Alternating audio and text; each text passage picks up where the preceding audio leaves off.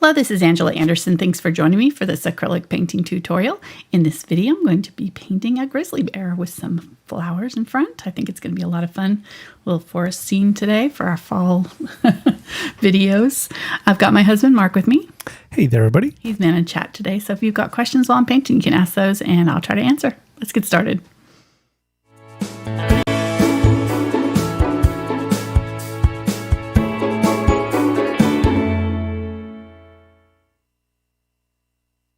Alrighty, so our video today is going to be sponsored by Arteza, and so I'll be using their products in paints.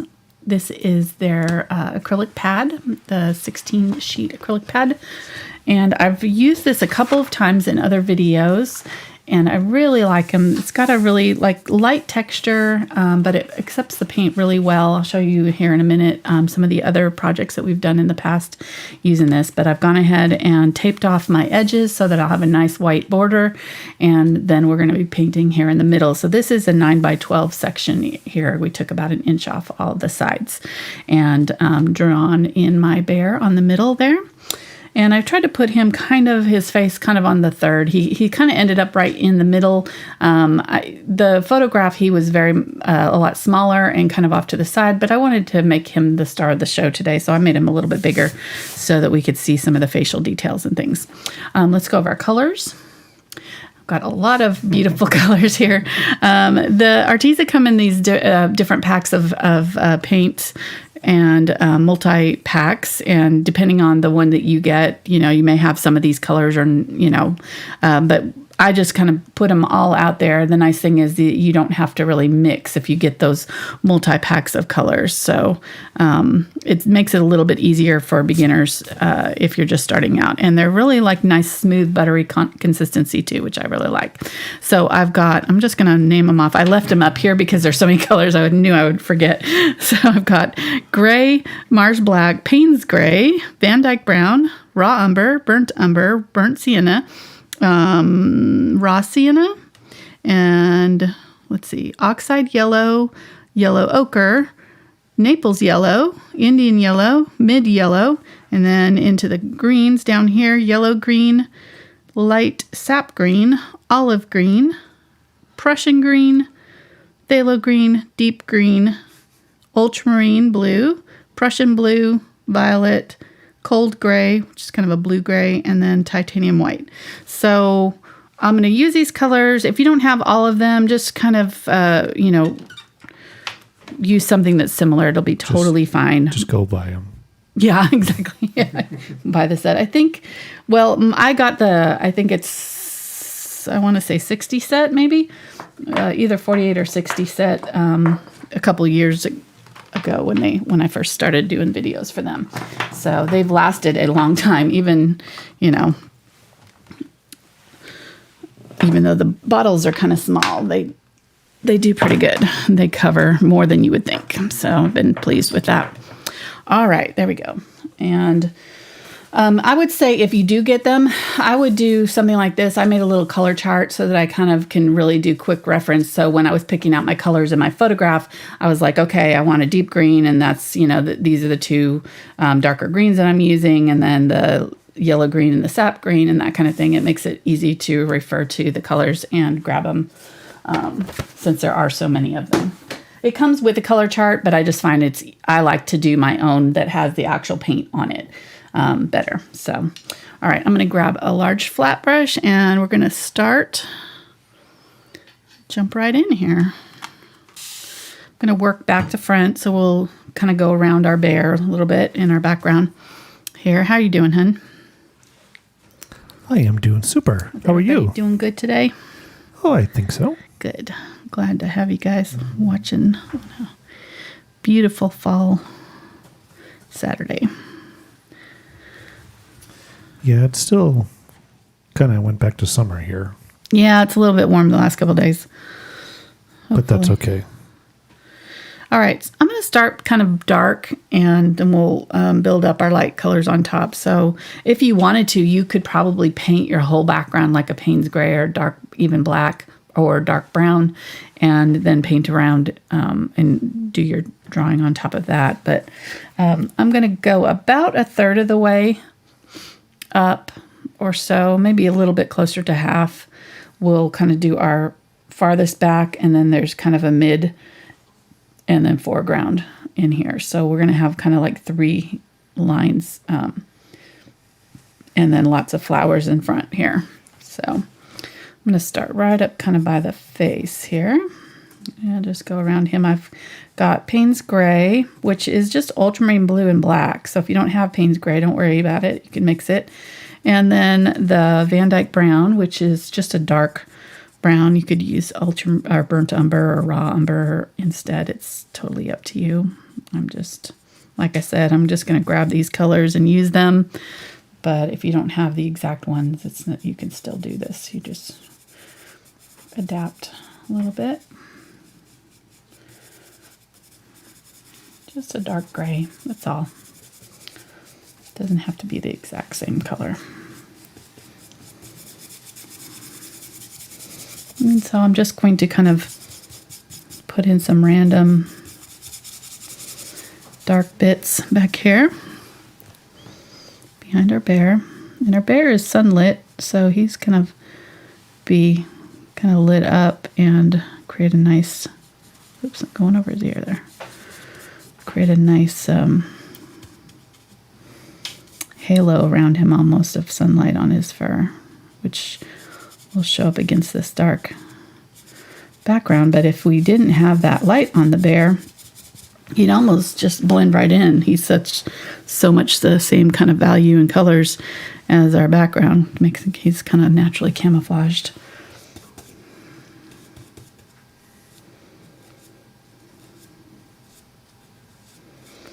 All right. So this is just a little bit more Payne's Gray without the other. I kind of cut off part of his ear there, so remind me to put that back in. He might need that. Just saying. One thing you do want to watch out for is just if you're doing this, just kind of smooth out your paint as you go, and then that will make it easier for your next layers to go on. If you know, it is up to you. You could leave it rough, but I like to have my paint surface kind of more smooth. So just find it easier to layer when I don't have little bumps and things from my under layers showing through. But some artists like embrace it and do lots of texture. So it's just up to you, whatever you want to do with yours.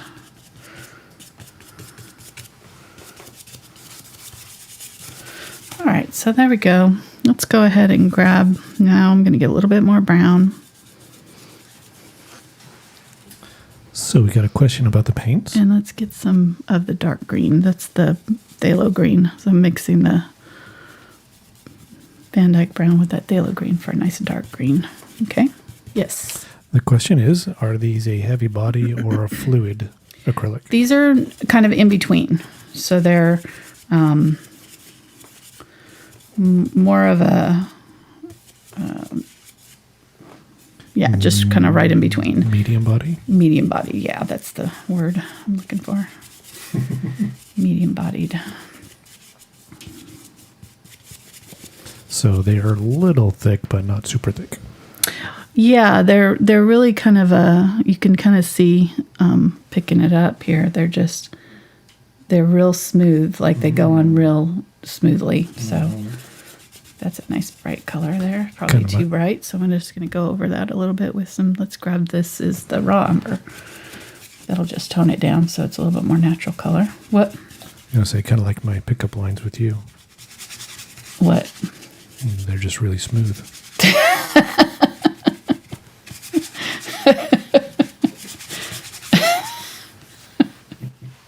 Okay.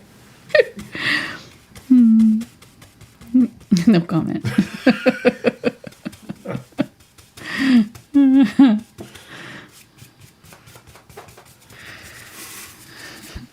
She's Mark speechless. played the mysterious game when we were dating. The first time I met him that I remember, because I did meet him previous to this and didn't remember it. I'm that kind of a person. I leave an impression. He we worked at McDonald's together, and he walked over and dropped a bottle of perfume on the counter in front of me and walked away.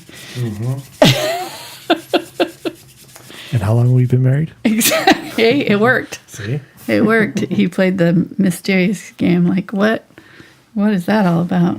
Did you find this? What did you buy this from me? And then he stole my phone number out of the. For legal reasons, we work, can't say these things. The work file and called me, and I was like, who are you?" Because he hadn't even introduced himself. I mean, like, "Are you the one that gave me the perfume?" It's like, "Yeah."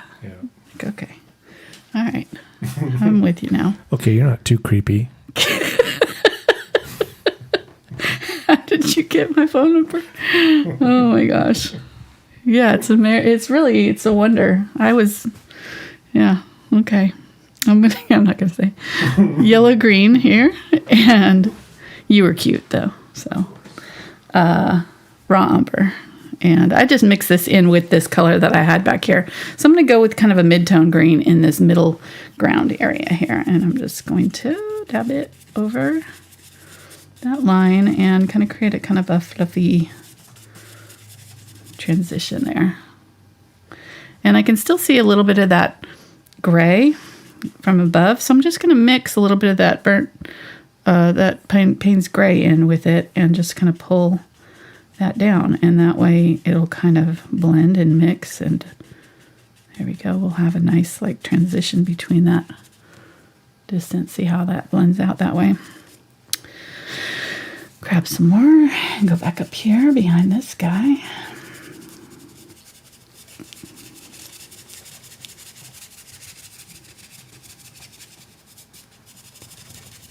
I'm going a little bit higher with it on this side. I'm seeing a little bit more of it up high. And again, we can get a little bit of that Payne's gray and mix it in, and then just even some of the dark brown. Let me just go over. We're going to need a couple coats on this background layer. Obviously, it's not covering really, totally with the first layer, but I find like 2 coats with this paint is usually sufficient to get a nice solid covering.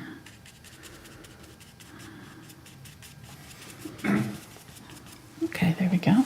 And depending on the paint that you use, so like a Phthalo Green is transparent, and you can tell on the bottles here whether they're opaque. The opaque ones are solid black, like that, and then the transparent ones are open, like that. Can you see that?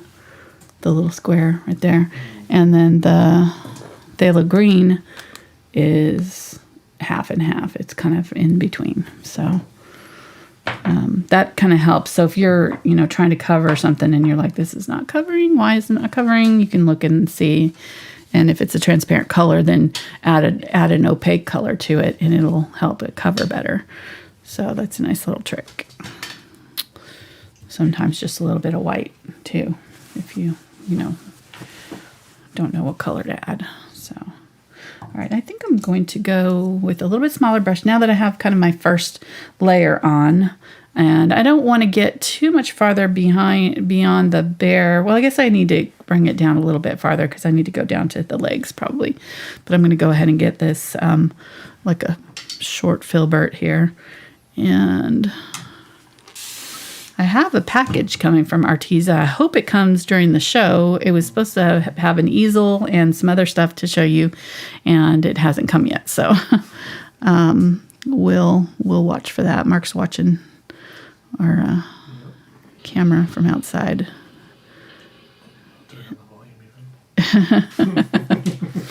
And we'll see. All right, so I'm going to get a little bit of yellow, one of these like a raw sienna, and some of my green here. And I got a little bit of burnt umber too, just to do kind of neutral green down here. Actually, let me get a little bit of that olive green because I feel like that's probably closer to what I'm looking at. Yeah, not quite as yellow. Just going to go ahead and cover. And I'm going to go ahead and just do the whole foreground with this color.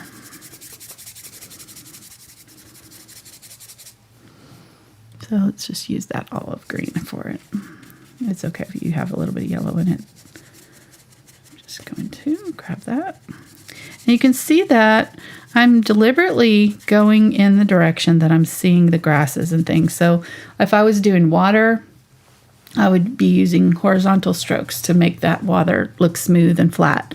In this case, we're doing grasses and trees and things and bushes. So I'm doing these vertical brush strokes so that you get that impression from this. And then I don't have to do as much later when I go to blend this out and you know, add my details on top. I've already got this directional flow with my brush strokes, and I don't have to do as much to get the effect that I'm gonna be wanting to get with it. So I'm gonna get a little bit of white. I feel like it's just a little bit dark, though it's not gonna hurt too much to have a little bit of lighter color in here, but we are gonna have a lot of white flowers, and so having the white flowers, it'll be nice to have a little bit of contrast, to have a little bit darker background for those white flowers to pop off of. Not quite that dark though. It's a little bit lighter in the foreground in our picture. And I'm even going to get some of this cool gray because I'm seeing some gray tones in this. So let's go ahead. Oh, that's pretty.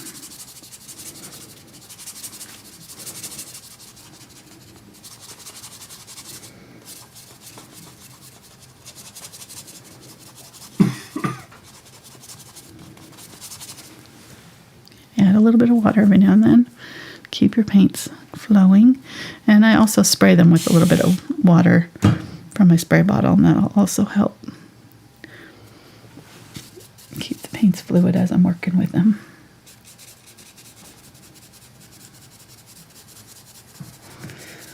And when I'm going around the bear, I'm wanting to make sure that I don't just leave an outline. See how you can tell where I did that? So I want to grab my color and bring it out from him so that I don't have just this outline around him. So anytime I'm painting around my bear, I need to do that. Now you could do this kind of opposite of what I did here and do your background first and then transfer on your bear and then do the foreground flowers, you know, after you get your bear finished. So that's another way of doing it. And it might be a little bit easier. I just didn't want to have to do that during the video. So, you know, it just slows me down. I'm trying to get a lesson in the shortest amount of time as I can for these YouTube videos. Okay, so using a little bit of the lighter color right in here. And I'm just going over and lightly scuffing the paint. This brush is kind of textured slightly, so it's kind of got stiffer bristles, similar to a hog bristle brush. So something like that would work. You know, those white brushes that are, this one's a synthetic, so it doesn't get soggy in water. So with a hog bristle brush, you don't want to get it wet. But there we go. Nice. So just doing that, lightening that up, pushes that foreground back. It's kind of interesting how that works, but do a little bit over here, kind of trying to in the same general space. And this is called scumbling, when you're going over a color with an opaque paint. So this white is opaque, and I'm scrubbing it on over the top of this darker paint, and it's showing some of the darker paint through it. So it's called scumbling. It's like a way to kind of create this kind of soft effect in the background. All right, so I'm liking that. So we definitely want some more going on with our trees. Let me go ahead and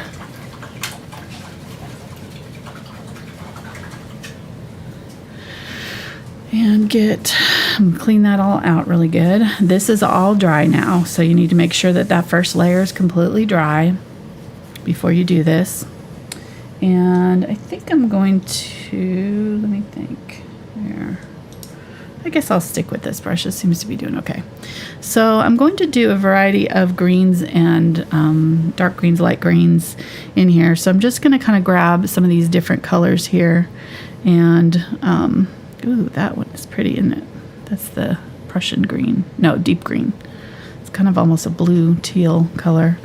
And I definitely want to tone it down a little bit because greens tend to be in nature, you know, unless they're getting hit by sunlight, they don't have a lot of that saturation. Like they kind of have a little bit more of a browner tone, and at least these forest trees for sure, these pine trees and things, they have that deep kind of olive green tone almost.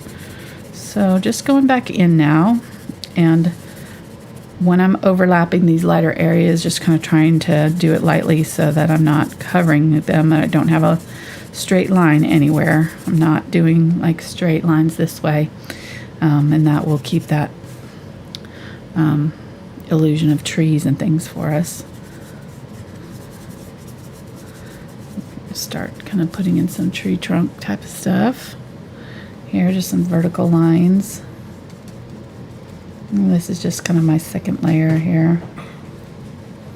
Paint.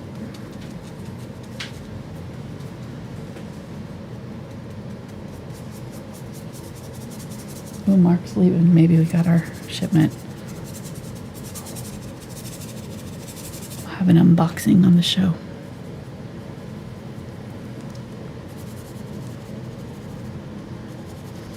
So here I've got some of this lighter color from the foreground. What I was saying before was when light hits the green, it turns the green kind of yellow in the sunlight. So whenever you want to, you know, show a tree or something that is, you know, getting lit up, you don't add white necessarily. You add yellow to it, and that will make it look like it's bright and in the sunlight.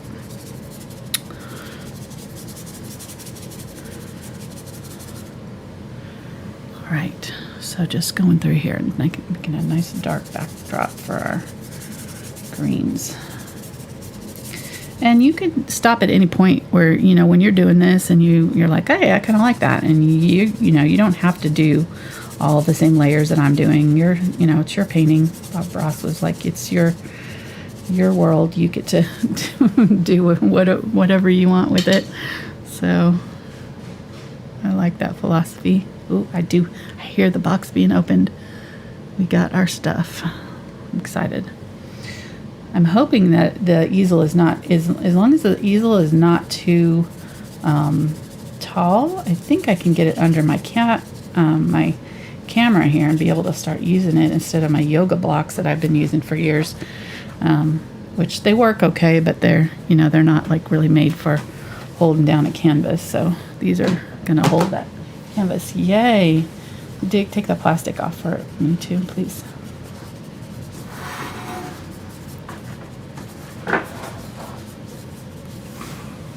Just some light kind of vague tree shapes, just pulling some lines here. How cool that looks. All right, it's looking good. Now we do have a tree that comes down in front of our foreground that kind of hits right about mid leg on our bear. So I'll go ahead and put that one in. It's right in here somewhere. Comes down to about right about there.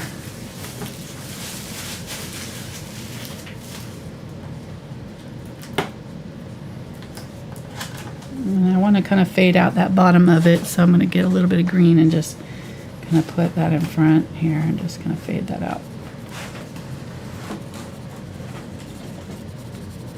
We'll put other stuff in there, but the more we do now, the better. Then we don't have, less we have to do later. Yeah, just do all that for me so I can just pull it out and show it. Thank you. Good thing you have an assistant. I know.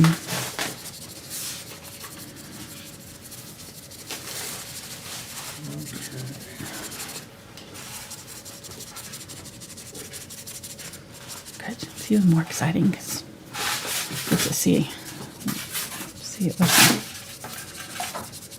All right, that's all. And they had several different sets that had easels with them. I think when I checked, it was sold out. I'm sorry. Yesterday. So hopefully this exact set that I'm showing you was sold out, but I'm sure that they have others that. There's a box going on. Okay, it's called Acrylic Art Set Premium. It's got banged up in shipping there. Looks like. All right, I'm gonna move this out just for a minute. That'll be good. We'll let it dry really well. So, get a canvas pad, which is similar to what I'm using, I think. Yep, the acrylic gesso pad, so in the 9x12 size. And a palette pad, which is palette paper, I believe, right? Yeah.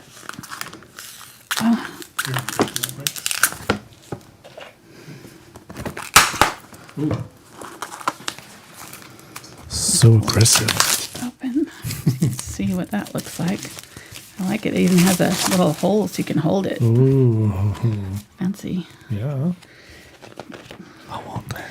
Yeah, so it's got that. So this is, you put your paint on here, and then when you use it, you can just tear it off and chuck it, and you don't have to clean your palette. So that's nice.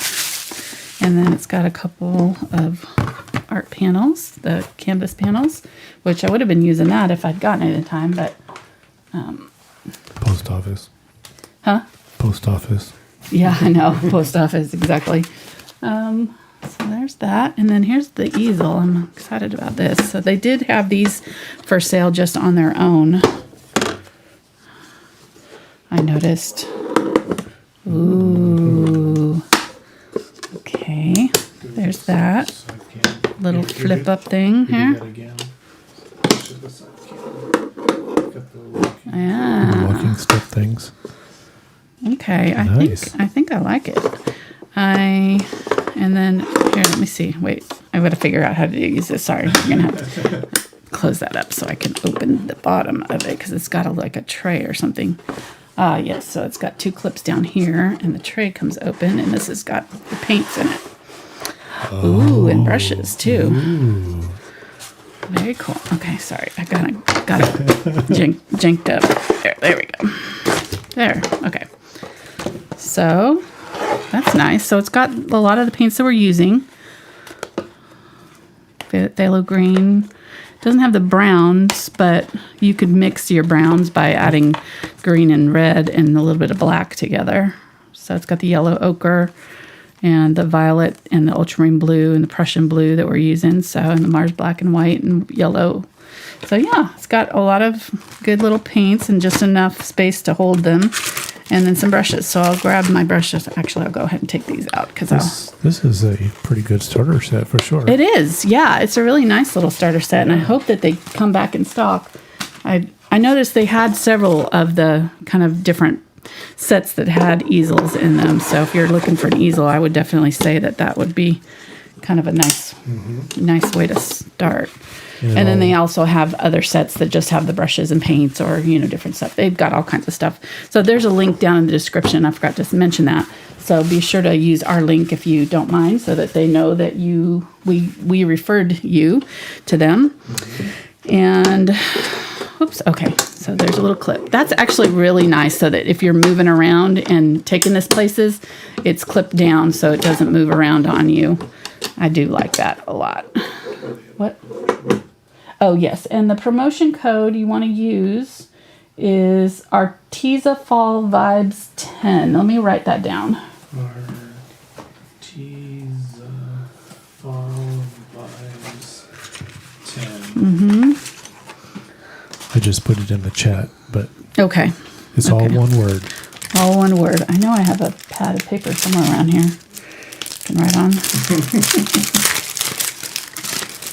I got a little sticky notes. I don't write on paper anymore. Isn't that funny? You get so used to not. Yeah, see, kind of I need it at a lower angle. I think that's going to be, well, let's see. We'll put this on here and see. Ooh, not bad. Not bad. You can probably Not bad. put something underneath the front of it just to prop it up a little bit. Yeah. Oh, yeah. Yeah. Maybe a little high, but Yeah, it is kind of high. Okay, well, I'll play with that later. I'm not going to do it right now because I need to get back to painting, but that is pretty cool. And I'm going to try to be using that in future videos. We'll see very nice. if I can get it to... I'll probably have to adjust my camera some. Mm-hmm. But, yeah, very cool. And you want to show these right now? Or? Oh, yeah, and I was going to show the paintings that I did previous on this same paper, and also just the vibrancy of the paint colors, because we've had people ask about the color fastness of the paints, but I have seen absolutely no problems. They're still just as vibrant as when I painted them. As long as you're not putting them out in the sunlight somewhere, I think you're going to be pretty happy with them. So, all right. I don't do a lot of sponsored videos because I know that people are listening to what I tell them when I, like they're buying the stuff we recommend, and I don't want you to be buying stuff that I wouldn't use myself. So, or that I don't think is good for a beginner. I've gone on to more like professional quality paints and things just because I can, but when I was first starting out, this would be the kind of things that I was using and getting good results from, decent results. Yeah. And recommending to my students too. So these are, because it's affordable. When you're first starting out, you don't want to be spending a ton on a bunch of art supplies because you don't know if you're going to continue doing it. You're trying it out, and it's just an easier way of kind of like jumping in without having to spend hundreds of dollars,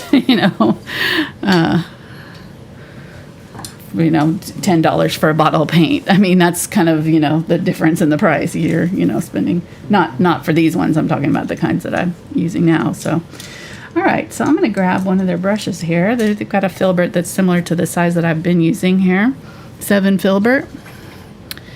And we'll see. I haven't used their brushes. These are new, actually. He said that the brushes are something new that they've just developed. So I'm excited to try them.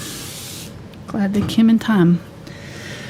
All right, I'm going to grab some of the gray, and I'm going to get a little bit of the violet. And you're like, violet, but I actually do see a little bit of violet in these trees. I'm going to get a little bit of blue too.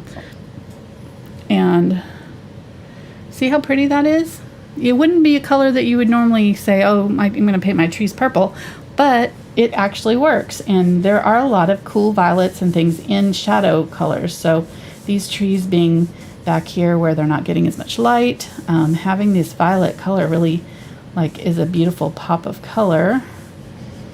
And I'm not using it fully saturated, so I added, a little bit of the blue to it, and I think I added a little bit of brown. I didn't even notice. Maybe I did. I think I added a little bit of Payne's gray to it, just to kind of tone it down slightly so it's a little bit more natural color, but you can see how pretty that is back here against that green.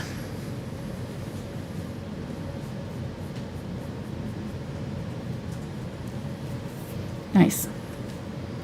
Let's do a little bit over here. And these are all kind of blurry in the background in our photograph, so I'm not doing any hard lines. I'm kind of keeping it very almost messy, if that makes sense. My borders are not clean, and I'm not doing a solid line. I'm kind of letting it bleed out and blend out into the other colors around it, and that way it'll look a little bit more blurry and out of focus like in our photograph.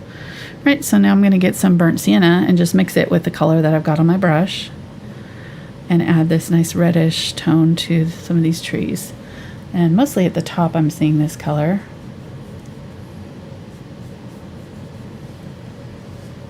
Really pretty. It looks good with that purple too. So it's just a nice, in a lot of pine trees you'll see this kind of reddish tone in the bark. Okay, looks nice. All right, and now I'm liking this brush. We got a question. Okay. From when I went out to get the stuff.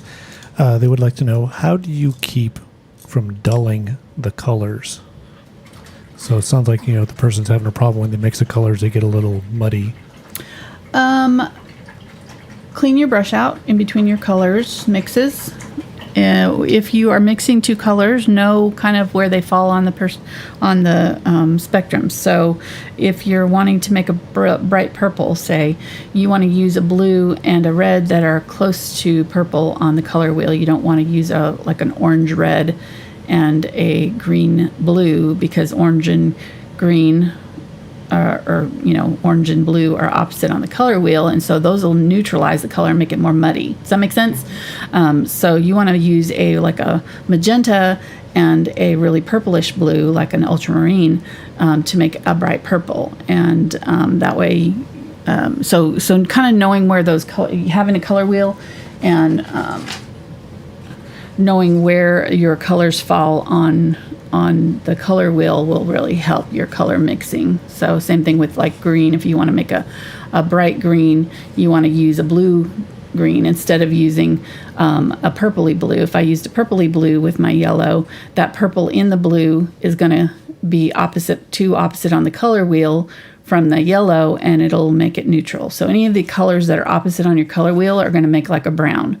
So if you just kind of look at your color wheel and go, okay, I'm using a red that's really orange and a blue that is really green, they're too close opposite on the color wheel. They're going to make a muddy purple. They're not going to make this bright purple that these two colors would make. Excellent. All right.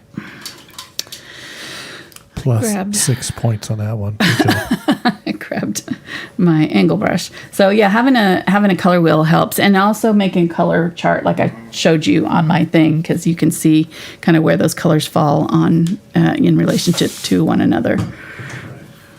Okay, so let's go ahead. I'm going to use this one to do my kind of green bushes and stuff in my thing back here. So I grabbed. And sometimes you do want to tone down your colors. So, there's times when you do want to do that on purpose. So it's not always bad to do that. All right, so adding some of the raw umber. I'm actually going to grab that yellow oxide and add some of that to the light sap green. I added the yellow green with the mid yellow here to get kind of a brighter green. I'm going to use that very sparingly though. I don't want to use a ton of that. Get some of that olive green, maybe get some of this darker green and add some white to it. And then add a little bit of brown. Always adding just a little bit of brown to those really vibrant greens will help make them look a little bit more natural. Maybe even a little bit of burnt sienna. That's pretty. Burnt sienna. Let's get the burnt sienna with the yellow, the phthalo green. There we go. Okay, that's good. I like that. All right, so I've got a few different greens that I can use here. I'm going to kind of scoop up a couple of different ones on my brush. It's fairly thick with paint, and I'm just going to tab and move around with the angle brush now and add that's actually really nice. I like it. These brushes are pretty surprisingly good. Not that I didn't think they would be, but I mean that for the set, the price of the set and everything, Sometimes I'm pretty picky about brushes. I don't play around with it when it comes to brushes. So I'm pretty tough on them. If they don't. A brush snob? If they don't, I am a brush snob. That's a good word for it. I am a brush snob. I don't mess around because I don't want to waste my time. When you've got a brush that's just not working, properly, it really does waste your time because you're just spending your time trying to fix what the brush is not doing. So this is actually not bad, and it's holding a good point for me.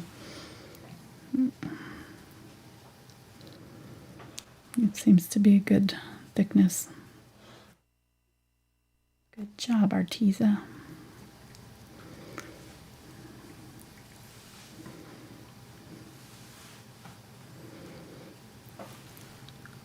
So just kind of going over my tree limbs. I'm not trying to create any obvious trees per se, but just kind of creating this vague foliage like look. And if you're going over the top of a darker tree and it's showing through, you just want to add a little bit of darker color to your green so that it'll cover up that color, and then you can keep on moving along. But using the tip of this brush straight down, you can get some nice little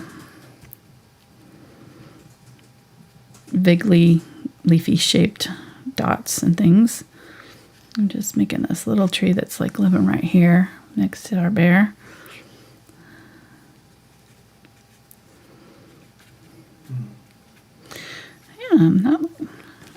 One thing I do like about the Arteza paints that I've noticed is even more than golden somewhat is that they don't color shift as much.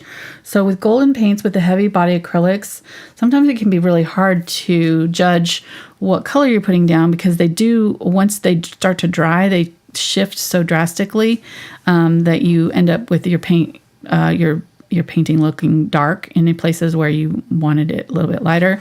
And these don't have that much of a color shift to them. So that is nice. I do find that that would make it easier for a beginner to use, because the color shifting can be really tricky. And it's tricky for me sometimes, because I'll have to go over certain areas, especially my highlight areas, multiple times to get it to the right value that I want. And by value, I just mean light and dark. But these are doing pretty well. All right, so let's go ahead and just highlight a little bit right in here. There's like a little highlight. So once you get kind of your mid-tones in there, then you can kind of choose a few little spots. But I was watching a teacher the other day, and she was calling it the spice. So when you put your light areas in, it's like your spice. So you don't want to put too much salt on your food. you want to just lightly spice it with these light. That's Karen Margulies. So she's a beautiful pastel artist. So shout out to Karen. But yeah, I thought that was a cute way of mentioning, or saying it, a good way to understand it. You just want to go light, because you don't want it to overpower your painting, because this is what's going to draw the attention, is these light areas. So you don't want to pull away from your bear either. This may be too light, because it is actually fairly dark in the background here. So I might just tone some of this down just a little bit. Sounds like Karen and I have the same philosophy on how much salt to add. I know. I go heavier on my salt. It's probably not a good thing. No, but it is better. I agree. It's certain things. Potatoes. I tend to need more salt than Mark does with his potatoes. He doesn't add enough salt. I'm getting better. You are. I got that fancy kosher salt. Yeah. He's got a little salt in a little thing. I got him for Christmas. A bamboo something. It's a little bamboo thing. He's got a twist top, and then he can pinch out the salt and do like this over. I'm like a pro. And he holds it real high so it gets all over the place. It's well, that's how they do it in the videos. I mean, it's the same way I learned how to ride a horse. I don't know why they do that. Obviously, the kitchen crew is. He's not having to clean his own kitchen. That's what I'm saying. The chef is not cognizant of. We got a robot vacuum that'll get it eventually, or knock it under the stove. Right. Problem solved. Oh my gosh! When they moved our stove, we had to replace our stove this last year, and yeah, that was scary under there. Okay. I'm getting some Payne's gray and some of this regular gray. This is the cool gray. I put the cool gray over by the purples so I'd know the difference. This was the regular gray. Cold gray. I'm sorry, not cool gray. Cold gray.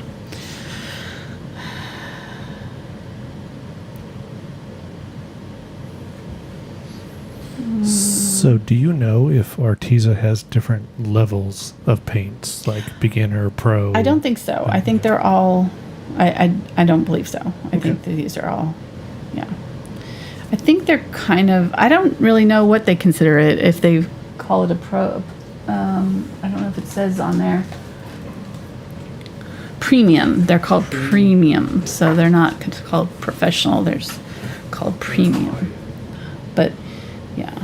But they're actually they're very economical. So they're very for as many colors as you're getting and things. And the quality is great for what you're getting. I really do. I think it's for beginners good.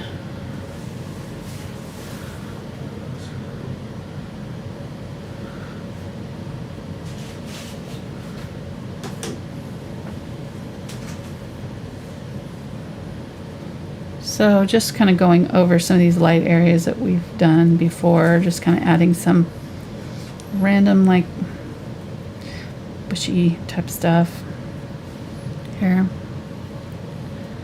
A little bit dark areas and light areas, and again, if I kind of do them sort of somewhat vertical, it'll kind of look like grasses almost, things.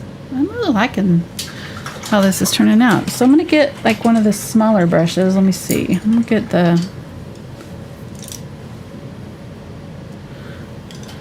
let's get this one. This is a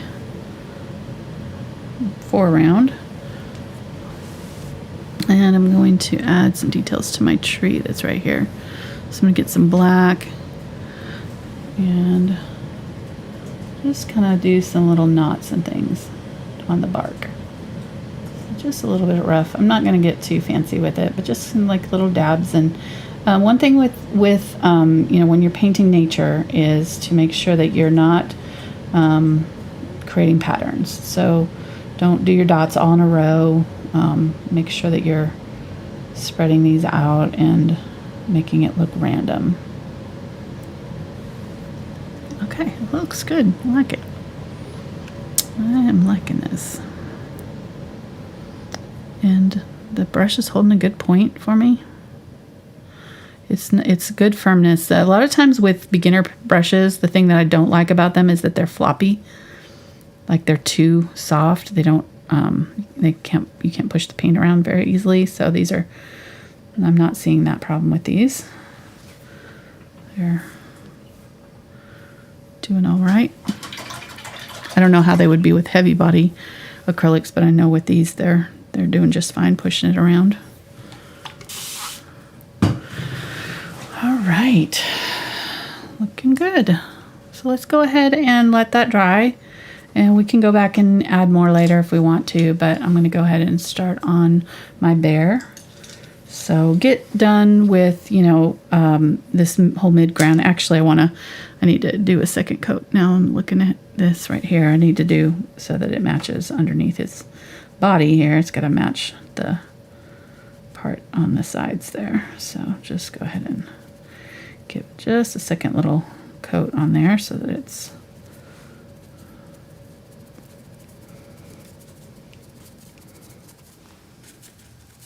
and we're going to be adding a lot of dots and things to all this later, but that'll give us a good, okay, so not too bad, an hour almost for that first part. With an unboxing. With an unboxing, exactly. Let's go ahead and use the flat here. And one thing I would suggest to you if you're new to painting with acrylics is make sure that you're cleaning your brushes out really well. So don't leave them sitting in your water because that will crack the handles. But if if you're in the middle of painting, you don't want to stop and clean them, go ahead and set them off. I'm setting them off on a paper towel right next to my workstation here. I have my brushes that I haven't used yet on this side and the brushes that I have used on this side so that I know which ones I've used. And as I'm working, I just keep dipping them into the water to keep them wet so that they don't dry out with the paint in them, because the paint gets up in here. You can't see it, but it'll dry in there and then you'll ruin your brush because it'll dry, and as it hardens, it pushes those bristles around and out, and then the brush won't come to a nice straight point for you anymore. And once it's dry up in that ferrule, it's almost impossible to get it out. It's just really hard to do. So best way is to just wash it really well. I just use dish soap like a mild detergent, mild dish soap, and comes right off. And really work it up into that silver part when you clean it, so that it gets all that hidden paint that's been worked up into there while you've been painting.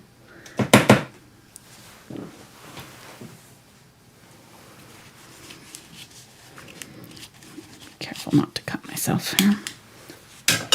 I've got a glass palette here and if I was using that palette that came with this set, I could just rip it off and start a new page at this point. There we go.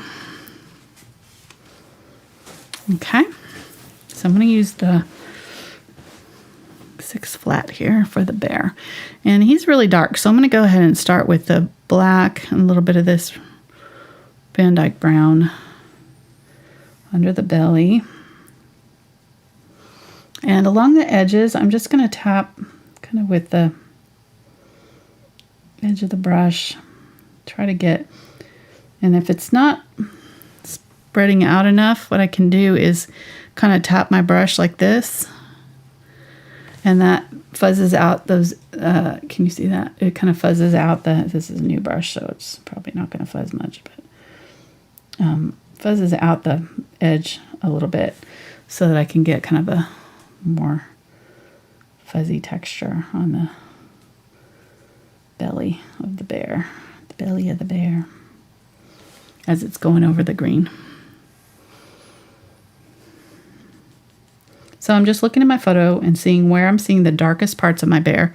That's where I'm going to start. I'm just going to go ahead and kind of put those in.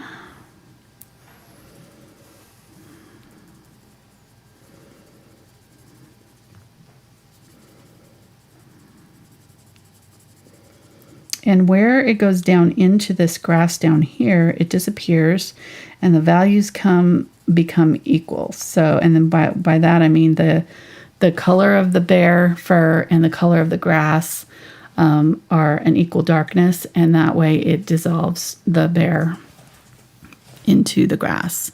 So to do that, I can just add a little bit of gray to this color and just kind of go over that grass right there with this and just dissolve just the end of it, so I don't have a hard line there. See how that now it kind of, you're not really seeing where the end of the bear is? That's what you want to do right there, so that when you do your grasses over the top, we have a really soft color to blend into and over the top of.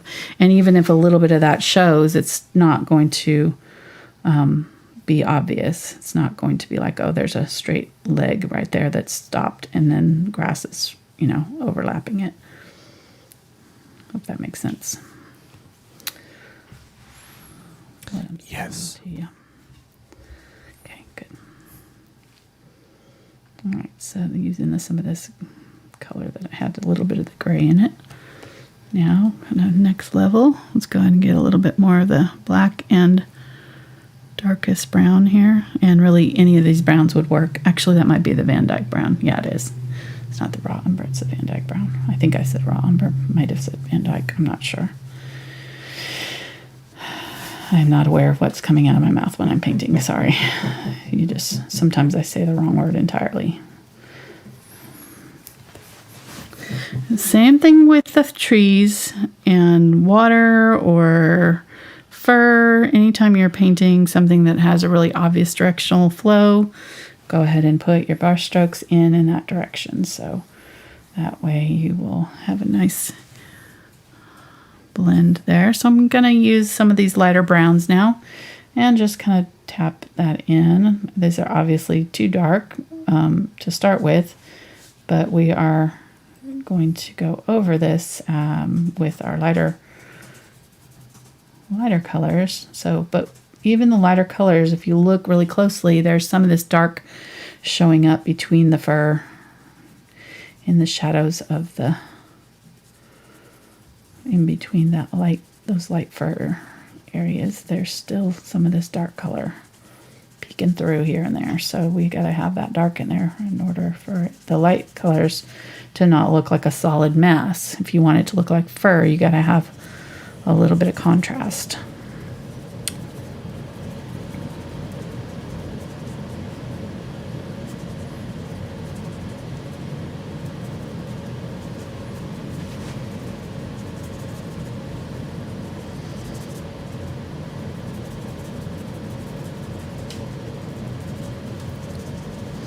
So I wish this set, I noticed they had another set that had a fan brush. I wish that this set had the fan brush, because I'm probably going to need to use the fan brush for this fur to get the small fine texture out of it. I'm gonna try to use it with this. I can probably get, there's actually some really small little brushes here, but I don't want to have to paint them all individually. I'm being lazy, so I'm probably going to cheat and use a different paint brush. Individual hairs. Yeah. No. I'm getting some Naples Yellow here and adding that to my burnt umber color, and I'm going to use that along this outer edge here. And just kind of tapping in the direction that I'm seeing that fur grow, so that if any of these brush strokes show, it will look like we meant to do this. It will have that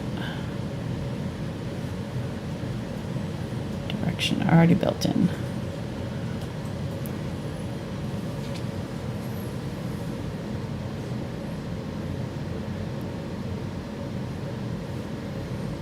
And really we could probably do it like this and do like hold the brush upright and tap it a little bit. Maybe get some of the yellow oxide here and just kind of, as long as the bristles kind of flare out a little bit, you can kind of get a little bit of that separation that we're looking for.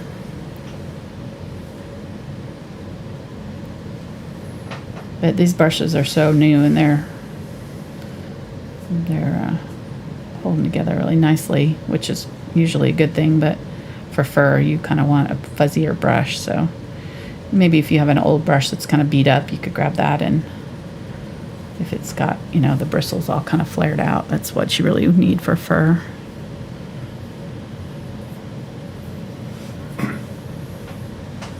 Was that the international sign for flared out? Flared out. Flared out. Both hands. Both hands, okay.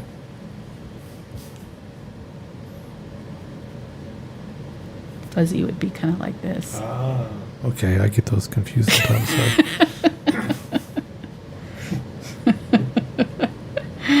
I noticed that. I was on a Zoom call this week, and when it got to be my turn to talk, I was like doing all this in the camera, and I was like, I need to stop doing that.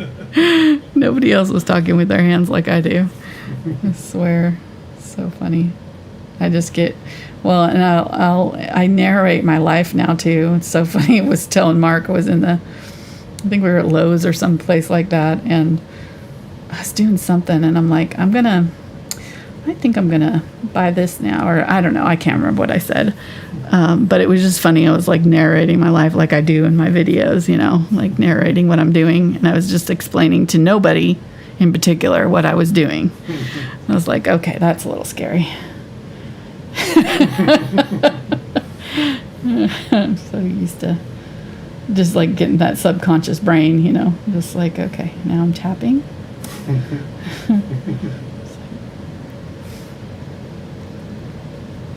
I think, yeah. And I was doing it the other day when I was cooking too. It's like, okay, now I'm going to add and I'm like, why? What? Nobody's listening to me. Why? I'm not. The chicken does not care. But I do have to sing my song when I leave in the morning. Yeah, Mark does have to sing his song. Glass, his phone.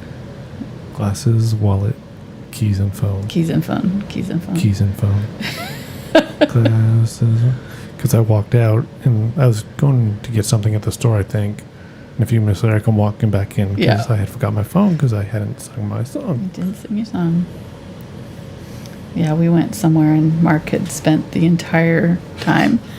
And I'm not kidding. Every time we got out of the car, he had to go back to get something. Get my phone. Get his phone.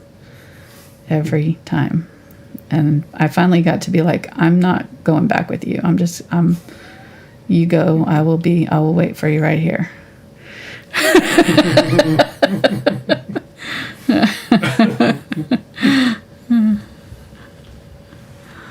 Not my problem.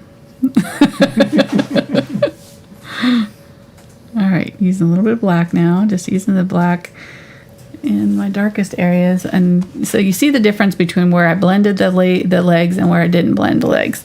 And so if I didn't blend this leg out and left it like this and then tried to do my grass over it, I'd have these, and especially if the grass is not very, opaque in places, it's not going to work.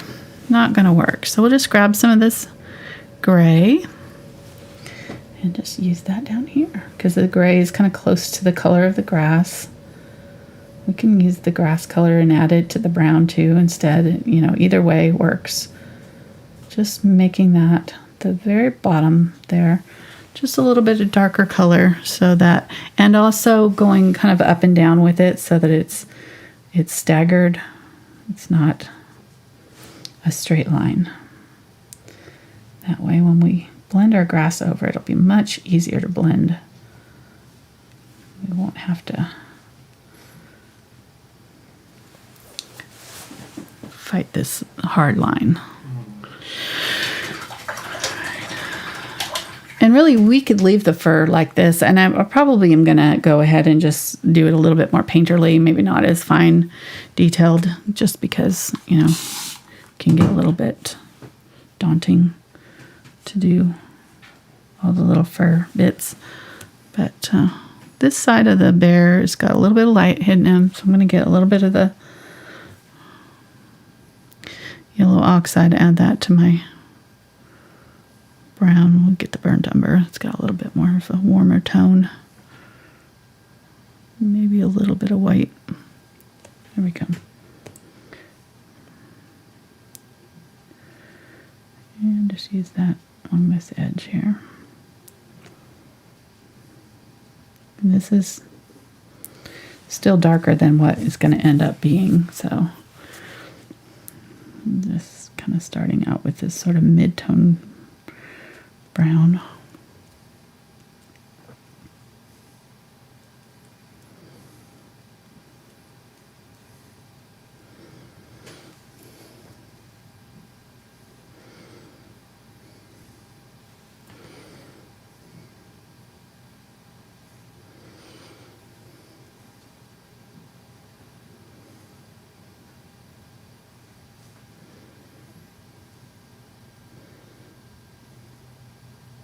It in, just kind of tapping along those edges so that it's just kind of a little bit of a fuzzy edge.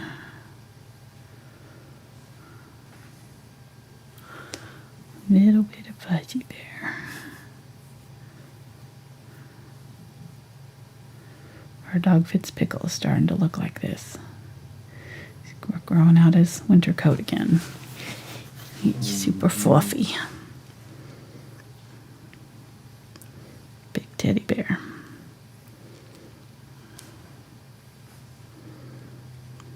Probably a lot safer to cuddle with than this guy, though. I don't think these guys like to cuddle.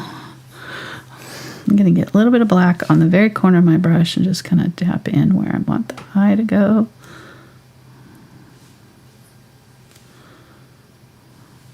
Just general region.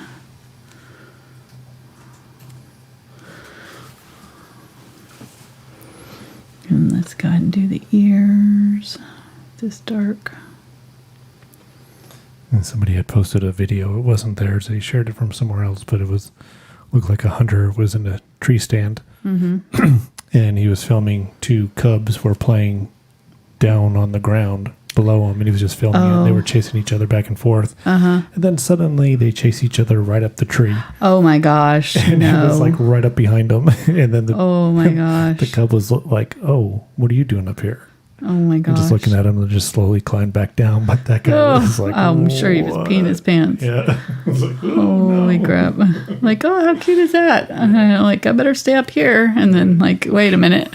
and that cub, I mean, the guy was probably good 15, 20 feet off the ground. I mean, that cub was up that tree that distance. Oh, in 2 seconds. Like, yeah. Oh, gosh. So, yeah. Oh, sorry. I didn't know this tree was taken. Wow. It's a good thing Mama wasn't around. Yeah. Yeah. No joke. Okay, so looking at my picture and just seeing kind of where I'm seeing these darker colors in between the fur layers. So, oh, he's cute.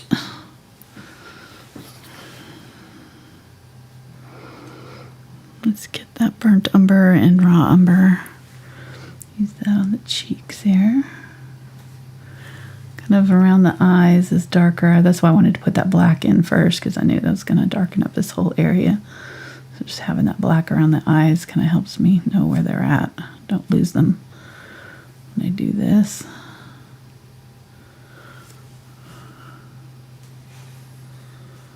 And really, you could switch to a smaller brush. This brush is probably a little bit too big for detail, but I'm just being lazy. It's working, so just use the biggest brush that you can until it doesn't work for you anymore. That's my philosophy. It just makes it easier. The paint goes on faster and smoother. And okay.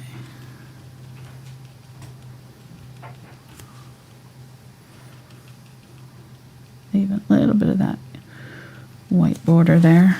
Let's go ahead and get that lighter color that we were using on the outer edge and just dab in with that.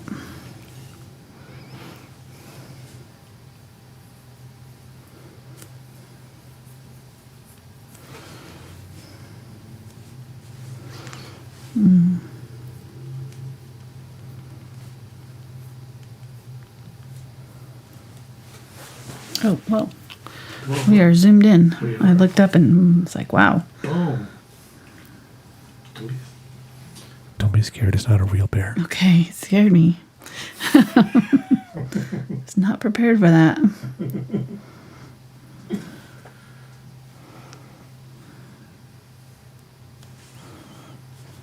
Okay. And then right in here, there's that transition between that darker... Excuse me.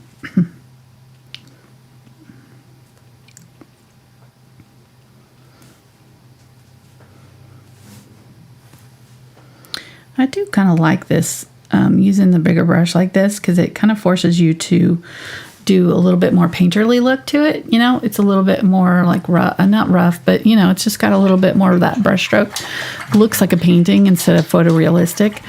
And I really like that look myself, so I think I'm going to leave it a little bit more painterly like this than try to get it really super smooth. All right, so I am going to switch to the smaller round. This is that Foreground again. And let's get some of the yellow. I can't remember which one this is, yellow oxide or yellow ochre. One was transparent and one wasn't. The oxide was more transparent, so I'm going to kind of get a little bit of both of those, get a little bit of burnt umber, and kind of mix a brown that's sort of, maybe even a little bit of white. Kind of a soft yellowish brown.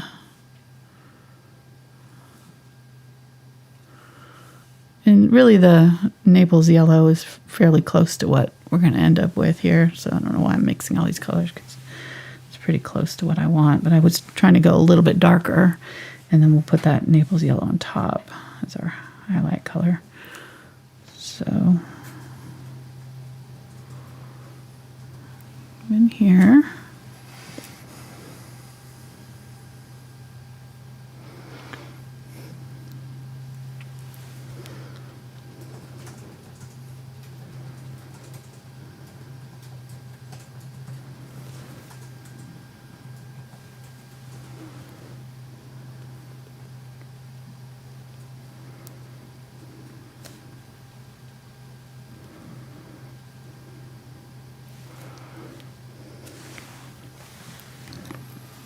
I'm getting that black with a little bit of the burnt umber, and I still have this color in here, so I'm going to go ahead and kind of do a little bit of a mid-tone on the top of the nose, just kind of like a semicircle there, and then get that black and use it on the front side of the nose.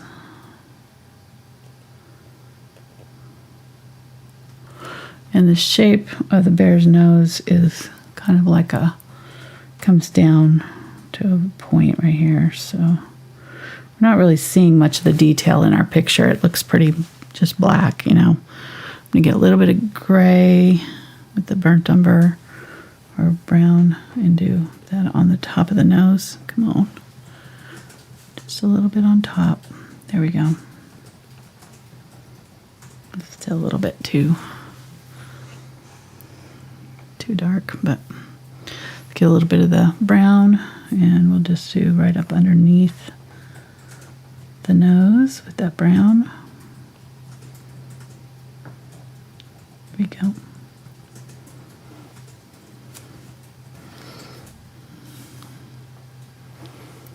Getting that white and the light yellow, kind of marking out the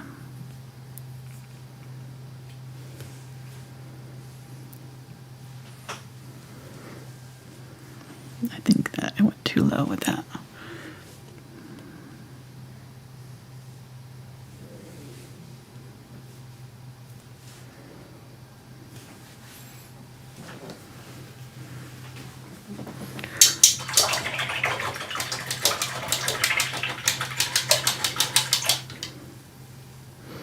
Okay, getting that burnt umber. I'm sorry, Mars black. My brain is not working. Okay, Vandyke Brown, Mars black. Here we go. This darkest black. Here, gonna do this area of the fur. That I'm just kind of doing some wiggly lines here to get that fur texture.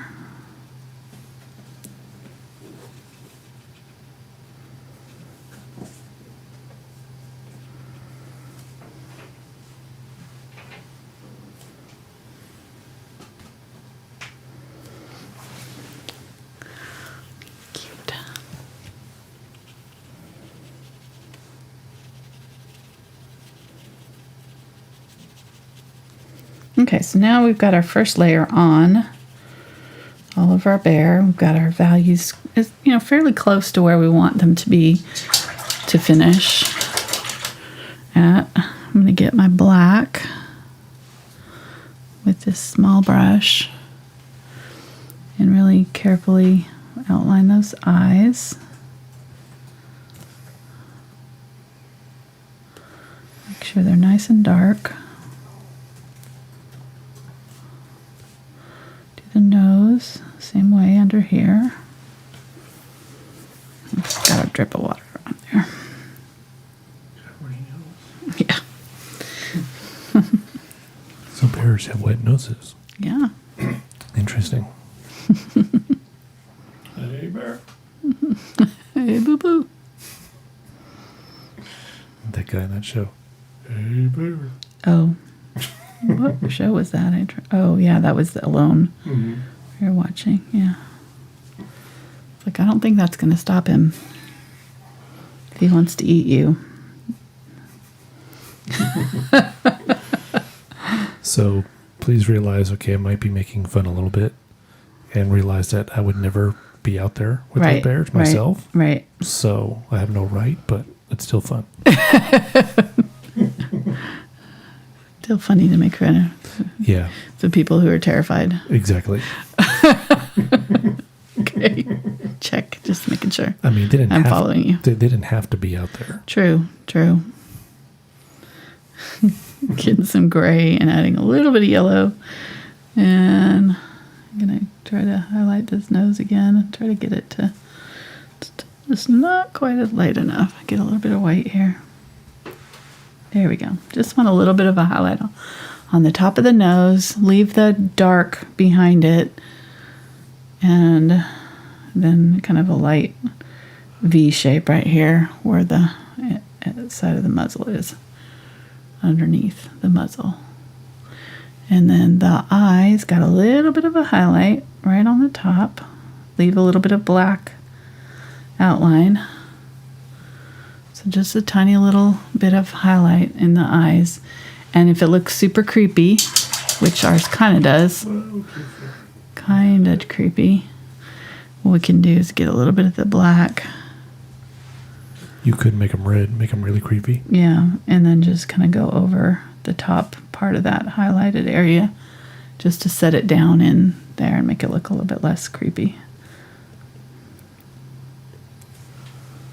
Okay, and it's still drying, so it's not quite set right here. I need to bring this nose on this side down a little bit. That's where that water dripped and it didn't take, so. And this is where you can see all those layers now coming together to give you all the different shades and shadows of the fur. You know, right. It's not a flat one color. It's, exactly. You know. Yeah, that's where having these sets with multiple colors really is nice, because, you know, even though maybe the values are the same in certain areas, you still have lots of different colors that are working together.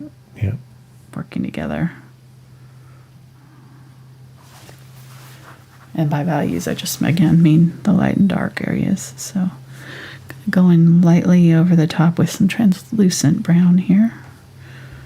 Just kind of adding a little bit of glaze, shadowing. I feel like I need to bring that in just a little bit. I think his mouth got a little bit wide right here. So bringing that.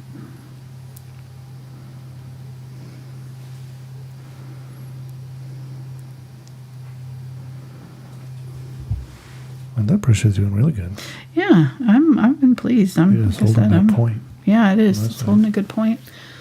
They've all been pretty good. Well, I'm not surprised this set sold out, because it's got a lot going for it. Hopefully they'll get another one like it here coming. And when you ask for these for Christmas from your significant others or family, make sure they use the link for Angela down below. Ah, yes, that would be nice. Come to the video, click the link. Yes, thank you.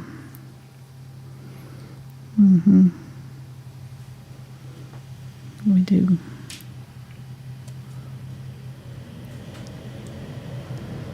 Okay, so just using it to kind of, now right here I kind of got these weird, hiccups. So I'm just going to get that dark and go in the direction where I want them to kind of face. It's a little bit too dark. But then I can go back in with my lighter brown now. This is that mixture that I was using on the nose, so it's nothing new. Just grabbing that color, and there we go. I wonder if they need to pluck their eyebrows. They do. He needs a black brow pluck. Getting some burnt sienna here. Let's use some of that. There we go. So it kind of goes up in the middle, and then over each eye it angles out over the eye. So this eye goes this way, this eye goes this way. And I'm paying attention to the face, because that's kind of the, focal point of our little guy. So take your time with it and try to get it where you like it. I'm going to get some gray and add it to this Naples Yellow, and I think that's the color I want, plus some white. So I think that's going to be my highlight fur color. Yeah, that's close to what I want, I think. So I'm going to start up here and just kind of do little zigzaggies and start at the farthest edge and work down. That way my brush strokes in the front are going to overlap.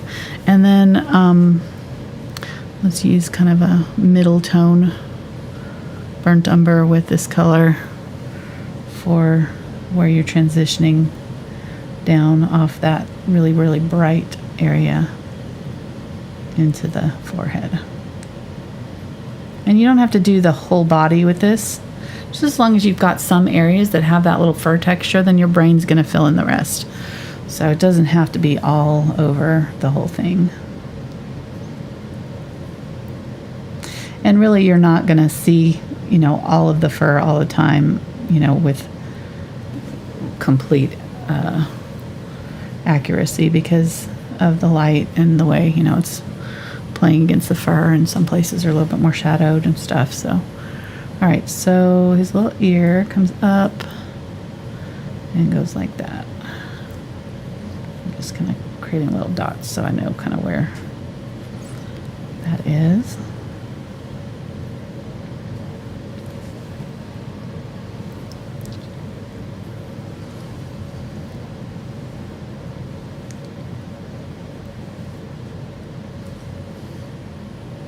So right about in front of the eye here, there it kind of angles this way. It does like a triangle shape. I'm gonna bring this out that dark right here and create that kind of angle right there. In to the face, into the eye area, and same thing here.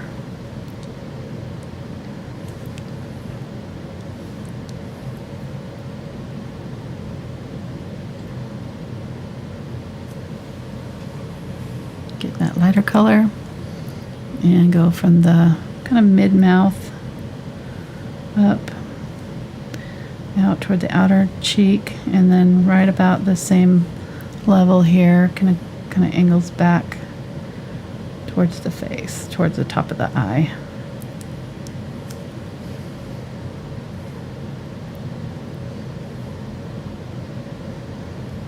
And when you're doing this with the brush, any kind of brush, you're going to have a thicker spot where you start and thinner where you pull out. So, I don't know, you can't see that.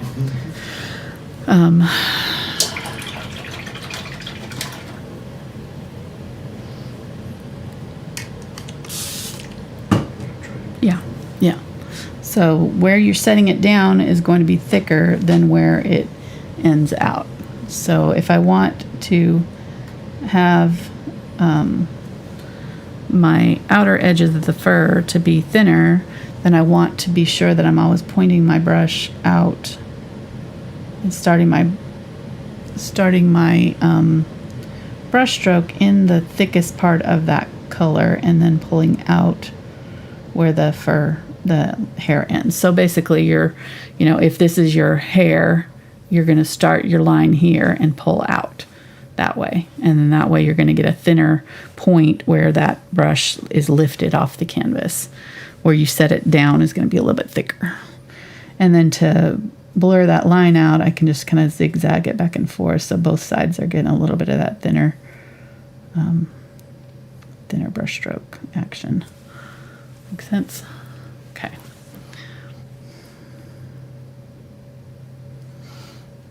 I'm going to go right above bring that down just a little bit. Give a little bit more of an eyebrow there.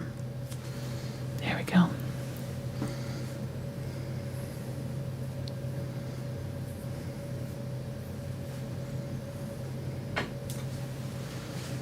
Oh, you're cute. Cute, cute, cute. And again, you can get as fancy with the eyes as you want. I do see a little bit of burnt sienna in there, so you could get a little bit of burnt sienna, burnt umber, and try to kind of give it a little bit of... Nah, I don't like that. There we go. A little bit. Tone it down a little bit. That was a little too much. And get a little bit more of my black, a little bit of burnt, or the dark brown. I'm going to go just a little bit down below the eye. There's like a kind of a darker shadow under there. It's got a really deep set eyes. So it's dark above it and below it. And, just depending on your bear, when you're painting yours, you may have to give it a little bit of an outline. I can get a little bit of that gray and just kind of outline the outer edges of the eye, just to kind of help round it out a little bit, make it more obvious. And then if you want to, I think I'm going to just put a little bit of highlight in the nostrils where those would be. So they would set, you'd have these dark spots. And then just underneath the nostril, a lot of times the light will kind of catch right there. So I feel like just a little tiny hint of that will kind of help with our bear too, just even though it's not in our photo. Don't make it obvious though. If it's too bright, it'll throw it off. So I just want to keep it dark.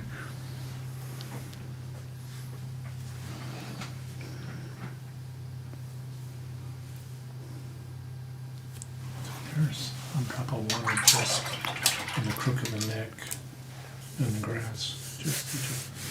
You just smeared it. Okay. Okay.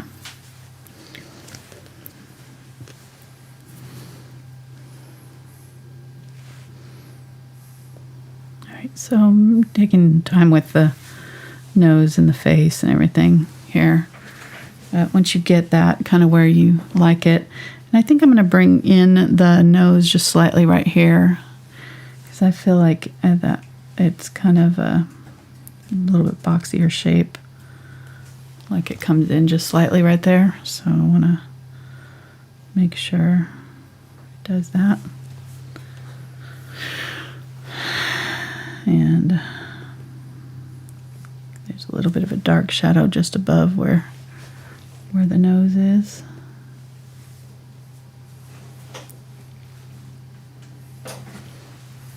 Right there. Okay. Cute. All right, so let me figure out what brush I think I can use for the fur to go a little bit faster. I'm going to try this one. This is the smaller filbert, the number 2 filbert. I think if I can smush out those bristles a little bit and get it to flare out a little bit, I might be able to get a little bit better fur action here. So my colors were gray and Naples Yellow for the fur, and a little bit of white for the highlights on the fur. All right, so I'm going to press that flat and just try to spread out my bristles a little bit, which you normally wouldn't want to do, but I think, yeah, if I can get it to do, maybe hold it sideways. Okay, it's doing all right.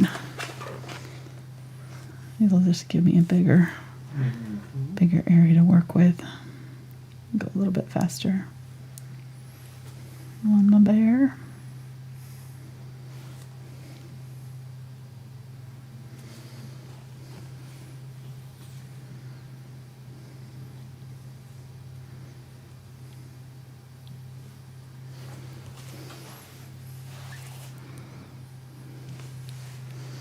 Get some burnt umber.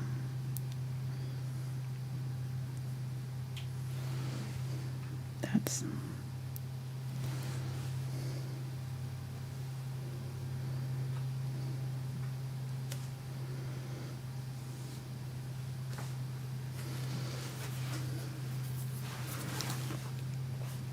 and this area is almost white, so I'm going to go ahead and get a little bit of white and just really like make a nice bright halo around this bear.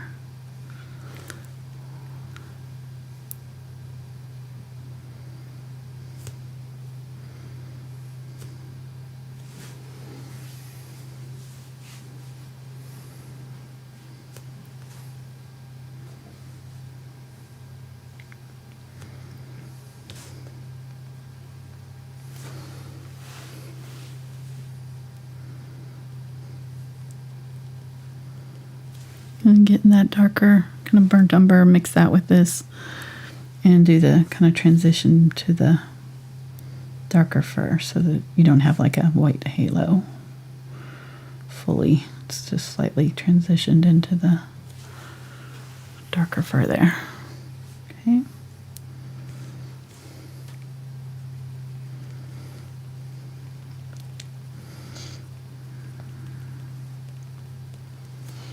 Okay, let's use this kind of mid-tone color for right in here. There's like some, I'm just using the edge of the brush here and just wiggling it back and forth to get the fur texture.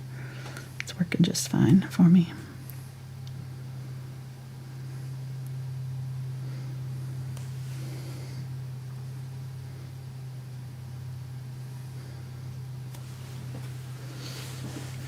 Oh, he's cute. Not bad. Not bad. He's coming along. Is he unbearably cute? He's oh no. He's cute. He's cute. Getting a little bit of fuzzy right there, making sure there's a little bit of fuzz down under the chin.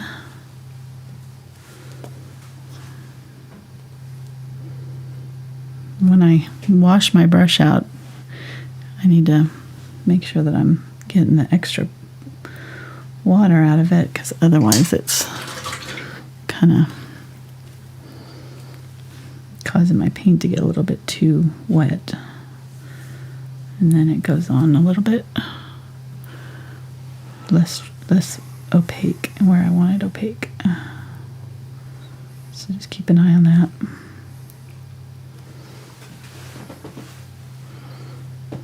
Okay, looks good.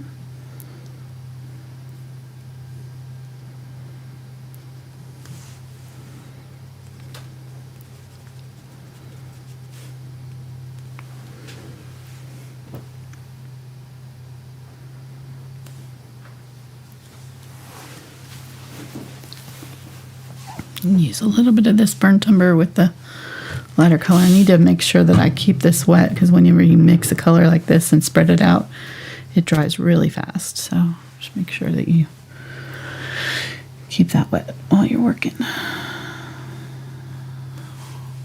Just a little bit of lighter color right in those darker areas even. And go ahead and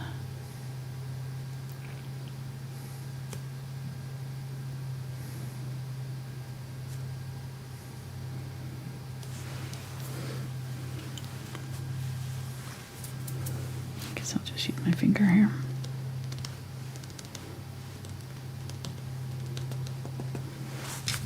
Soften that out a little bit.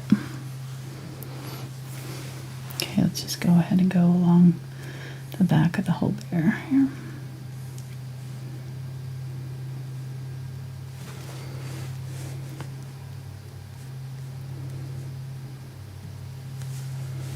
And then right about here where it kind of comes around the corner, it starts to fade out and go a little bit darker.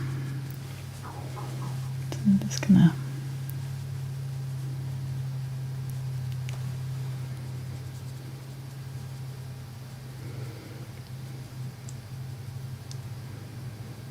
keep my brush strokes going in the right direction. I don't want brush strokes going down where I don't want, that direction, because it makes a big difference. So keep an eye on that. So I've got this hump, and it's got the coming down here. I've got the highlights coming off of it into the back. So making sure I'm making that a little bit darker or brighter than the rest. And then same thing right here with this cheek.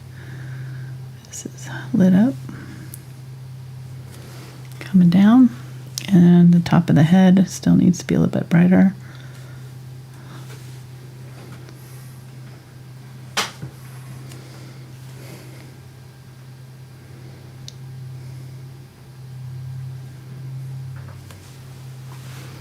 Okay.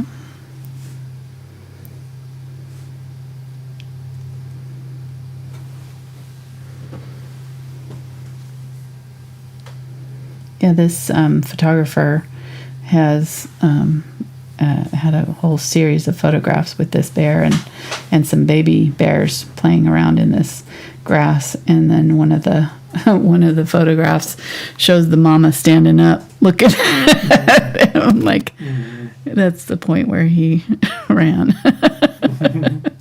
I don't know.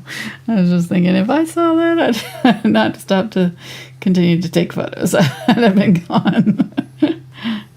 Hopefully he was in a car or somewhere where it's protected.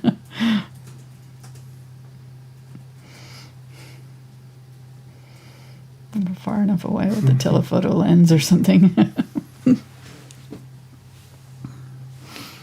Okay, using some more golden browns down here with the ochres, yellow ochres mixed in with that highlight color.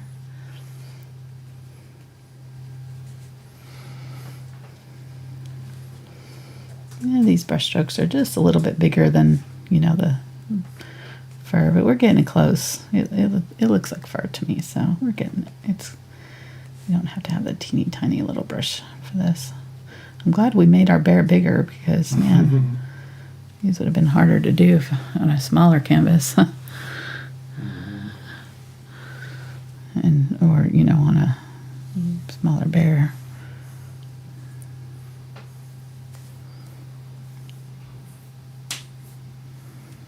Kind of his haunches have a little bit of highlight, lighten them up here and there.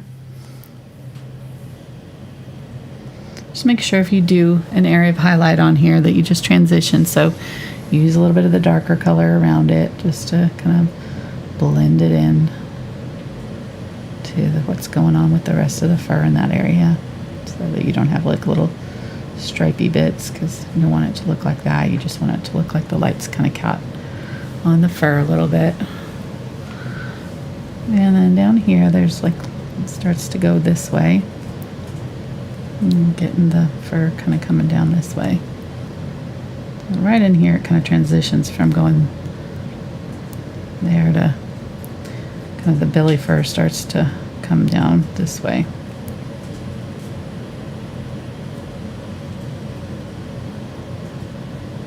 And leave a little bit of a dark area right there.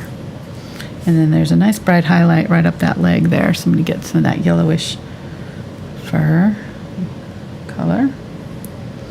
Bring that right up to where that should be kind of across from that. It should come down. This whole area here is like kind of a little bit lighter. It kind of comes out this way. Right about in here it starts to shift to go in this direction.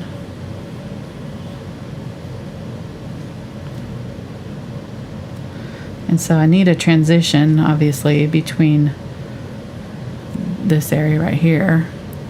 So I'm going to get a little bit of my burnt umber.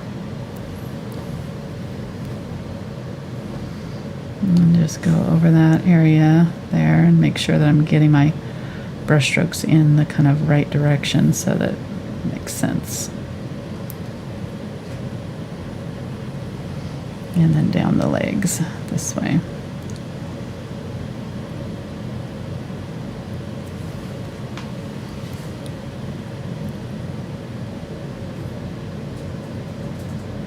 And using this shorter brush too, this smaller filbert will help too, because then you have less chance of kind of getting a rogue, huge, you know, brush stroke. And this brush can only do, you know,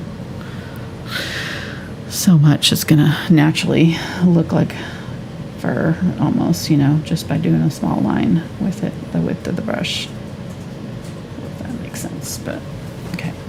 There we go. Okay. Maybe a little bit more highlight on this shoulder, and I'm pretty happy with that. Let's go ahead and kind of highlight over that area just a little bit, and maybe down here just slightly. Are you going to clap your hands? Why? Because you're happy. Oh. No. Okay. Just making sure. I was going to be ready on mic, so.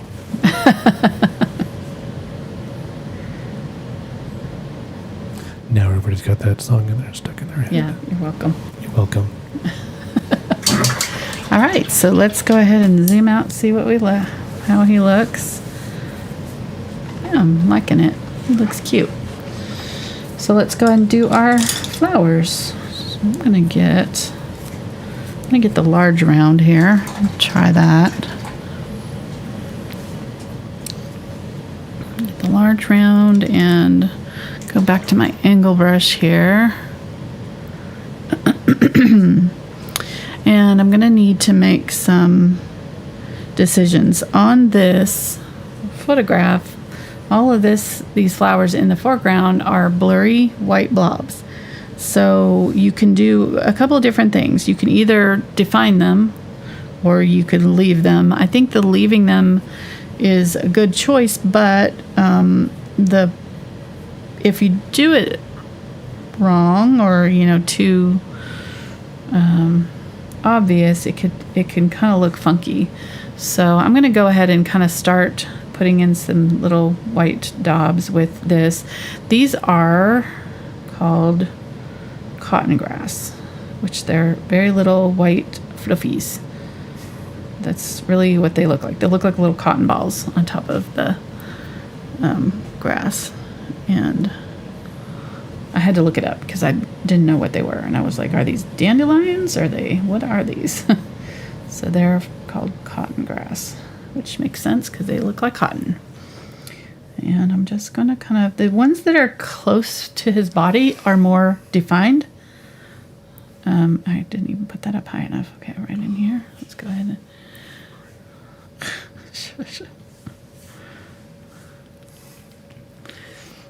and then I'm going straight white here. So just doing the white. I'm going to dab in some back in here. I'm dabbing the point of that brush almost straight down.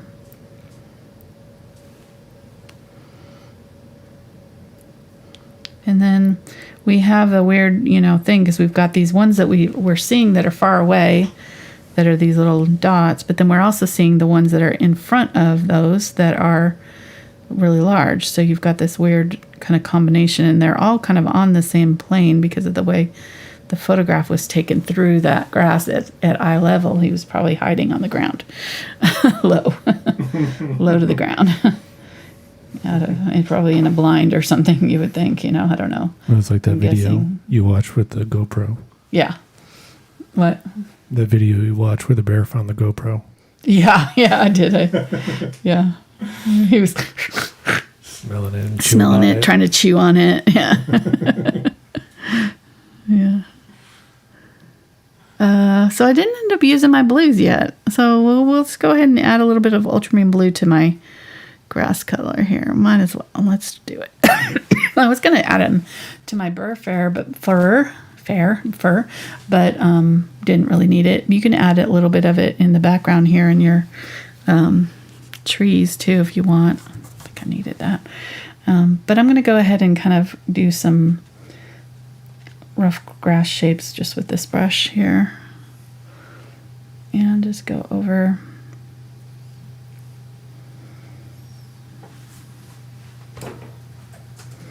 And make sure that these ones that are in front of the body have a little bit of, and again, not doing a straight line, just kind of doing like rough little sketchy lines, and that way that it kind of goes with the look of the whole thing. It's all very kind of blurry and out of focus. But if it doesn't show up, you can add a little bit of the lighter color to it to make sure that it does show up. I feel like, a little bit of bright yellowish white here. And these ones in the background too, they're gonna have stuff in front of them, so you don't have to have them all. You can put your lines over the top of them is what I'm saying. You don't have to have them all perfectly showing. Some of them can be covered up partly. And then these ones that are in the foreground are probably, we're going to see, wider blades of grass and things. So I'm going to kind of go in between. I'm going to do them kind of blurry, but I'm also going to define them a little bit because I just feel like it kind of calls for that. So I'm going to do a little bit of both. Get some of the darker greens, add a little bit of the brown to them, and maybe do, and again I'm kind of sketching it up and down, so scribbling it a little bit. So it's going on light, but making sure that I'm keeping that blade of the brush pointing up where I want the grasses to go, and overlapping them a little bit. And now that I've got my bear done, I can go over his legs there. Make sure you do that. Nice. All right, so let's go ahead and continue. Let's go back to this white brush, white on this brush here. And you could also add a little bit of your cool gray. I thought maybe, you know, we could do some of these with like a little bit of a cool gray, and that will kind of look more, you know, natural. They're not going to be all just perfectly white. And if you have like a scrubby brush, you could use that and let some of the color, you scumble it on so that this opaque color is going on soft and muted and transparently over the top of the background color. So I can do that in some of these.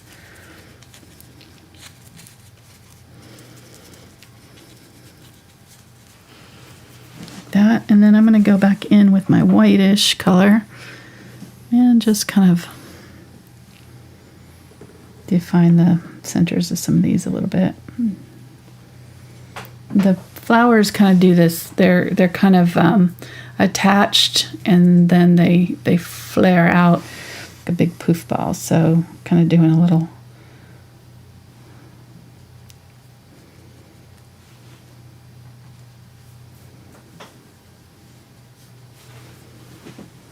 And look at what I did here. See how we do? This is our brain at work. 1, 2, 3, 4, 5, 6, 7, 8.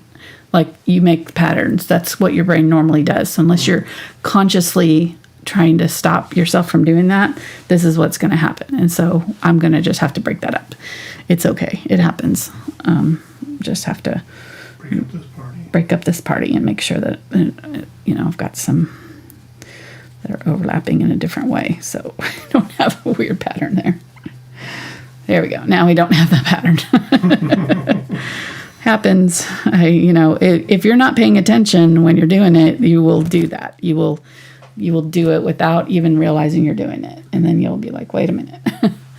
So there we go. I think that looks good. I don't know that it needs much more than that. You know, if you want to define these a little bit better, you can come back through and, you know, add like, you know, a little bit more detail to them, but I kind of like them this way myself. I mean, it's kind of the way it is in the photograph, like that kind of blurry look. But again, I think maybe what we can do is just kind of add a little bit of a stem to some of them. You know, maybe I'm going to get some of this Prussian blue, add that to that green there. And maybe at the base of them, just kind of add a little bit of darker color to some of these, and like a slight little bit of grass of some sort. That makes sense? I'm going to zoom in so they can see what I'm doing here. You're going to have to shift up. Okay. So just kind of picking one and kind of wiggling a little bit of color on there, and just at the bottom, so it looks like it's got something that's sort of attached to it. Makes sense? And that way it'll look a little bit more natural, I think.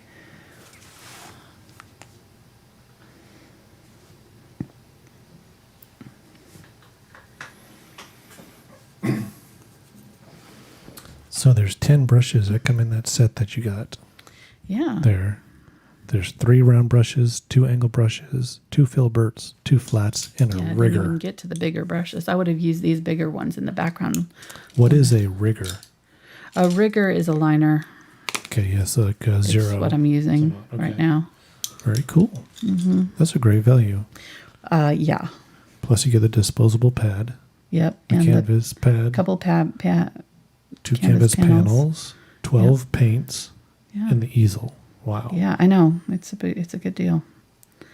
So hopefully they'll get some more in stock. Are they in stock right now? Did you check? Is that what you're looking at? I have not checked. No, I was looking at the back of the box here. Oh, okay. Just to see. And When I looked yesterday, they were out because I was checking to see when they shipped, and I noticed they were sold out again. I always seem to order the ones that are going to sell out, which I guess, whatever, but I'm going to their site right now. But they did have other easel sets and stuff, and you can buy these all individually too. They, not in a set. So the link that I have down in the description just takes you to the acrylic page. So if you want to find the canvases, you probably have to, do a search for the easels and stuff. Yeah, you can always add other colors. You could add little blue flower. I think I want to add just a few little tiny touches of blue, just because I want to. So you don't have to do this, but I'm going to get a little bit of the ultramarine blue and a little bit of that cold gray. And just looks like they're in stock. Maybe a little bit of that violet. And so bring some of this color down here and just do some like little bits of this blue. Why don't you zoom out for me, hon? Because I'm little teeny tiny dots of this light blue gray. It'll just add another layer of detail. I'm not even making them into flowers. I'm just doing little dots. But your eye is going to go, oh, that's a flower. Your brain interprets shapes in context. So you don't even have to define things. And that's the beauty of art, is you can do very random, vague shapes, and your brain will interpret them as objects, So do little dots in a field in the certain colors, and your brain's going, oh, that's a flower, without even having to define it. So I'm going to do some smaller dots just with this brush with the white,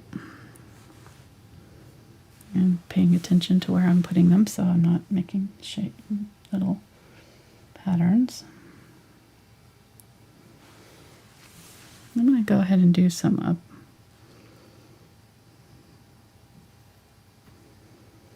What are you saying, hon? Well, they have some that are in stock. I thought I found the exact one that you have, but it wasn't it. But it was a pretty good deal. They have similar ones that are in stock. Yeah.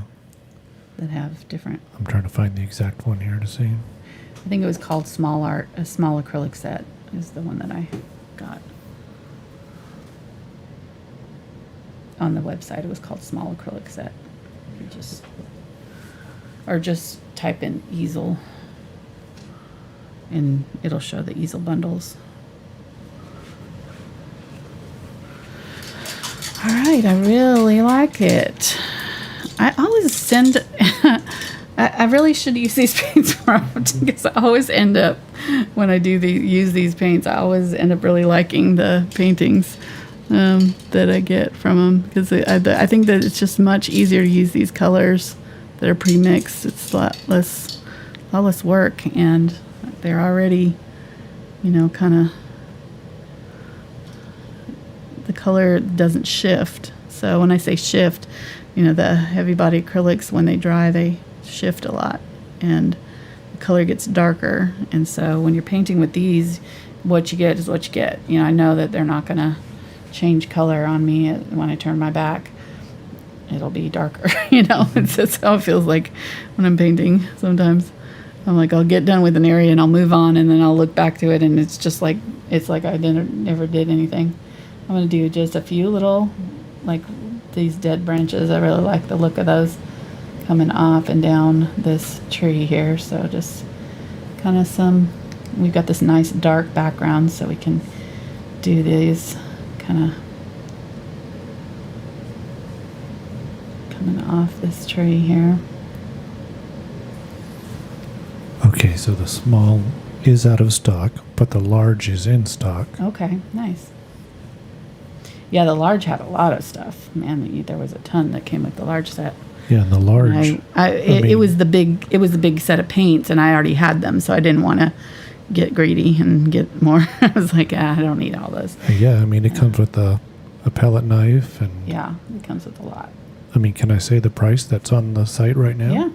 I mean, right now it's in U.S. dollars is $78.99, so $79. Wow. It comes with a little color wheel, and that's pretty cool. Yeah. I know. 12 paints, color wheel, canvases, 5 brushes. I don't sponsor. I get a lot of art companies. In fact, last year I had an art company that sent me their stuff, and I tested it and I backed out because I was like, no, I can't recommend this. But I don't. So you guys, I hope you know that I don't. We could be making a lot more money with sponsors if I was not, If we didn't care. If we didn't care, exactly. Right. I care. I don't do that. I won't do that to you. I will never do a video for a product that I don't think that is worth your money. So just hope you know that. I can't do that. We've spent too many years building trust with our audience. We get so much from you and so many sweet comments, and you guys support us so well, and you watch our videos and share them and do the paintings along with us and everything. We would never ever want to betray your trust. So that it means a lot to us, and we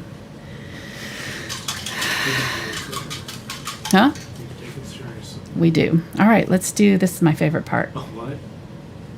No, don't tell me. The tape. Oh, okay. There we go. Okay, so I thought you were going to do the S word. Oh, it bled through. I didn't do my tape down enough. You're not going to do the S word? What? Oh, I'm going to sign it? No. What is the S word? I don't know what you're talking about. Dave loves it. This portion of the splatter? show. No, I'm not going to splatter today. Sorry, right. Dave. I do, after taking this off, though, I do think I want to brighten up some of my whites here. I think I can do another section.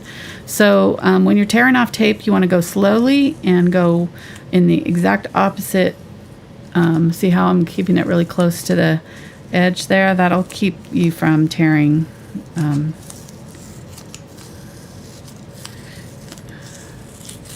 Which I'm using an art tape also. So it is kind of a removable low tack tape. So it's not going to tear. But if I was to do like this, I'd have a more of a chance of it ripping. So just kind of going slow and doing it like this helps. And sometimes if I'm going to be painting this, sometimes I will actually do a layer of and this is what I did before, and I just remembered that I did this and I didn't do it today.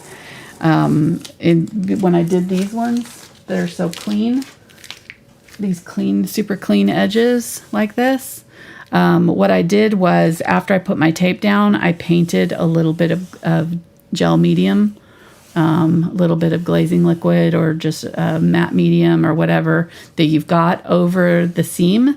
And what that does is any of that wet stuff is clear, will seep underneath that tape and seal it off. And so anything and then when you paint over it, you can't get underneath that matte medium. It creates a barrier. And I didn't do that this morning, or when I did it, and I forgot. And so that's why I have this bleeding hair. So darn it. I forgot. You're supposed to don't forget to do that, because it does make a difference. It's not bleeding too bad, but it does bleed. And you can always go back over it with a little bit of white, but it always shows a little bit. I never really like the look of it when I have to go back in and fix something. It's just always kind of shows a little bit. Let me see. What do I want? I want my filbert. Where is that? That's a little filbert. It's pretty cool. Let me get a little bit of white. So I'm going to be doing 3 more videos for Arteza this month.